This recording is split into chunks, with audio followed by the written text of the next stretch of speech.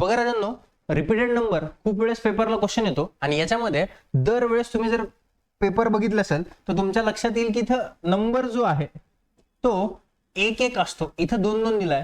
तर काय करणार, नवीन काय काम ऍड होणार, तर हे दोन कॉमन घेऊन टाका. पहिले हे दोन कॉमन घेतले तर हा रेग्युलर वाला क्वेश्चन बनून जाईल.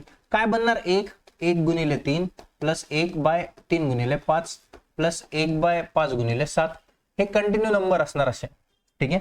मग याचा फॉर्म्युला काय असतो, तर याचा फॉर्म्युला असणार 1/फरक आणि पहिली संख्या मायनस लास्टची संख्या, लास्ट टर्म. अरे बरोबर का. आता इथं पहिली संख्या काय आहे, 1/1. पहिले तर फरक काय, 3 आणि 1 मध्ये फरक कितीचा आहे, 2चा. हे 2 येणार. इकडं पहिली संख्या 1/1 मायनस शेवटची संख्या काय आहे, 1/101, कारण की 2 तर कॉमन घेतले. मग 101 101 111 101 मधून 1 गेलं किती येणार, 100. 100 बाय काय असणार, 101.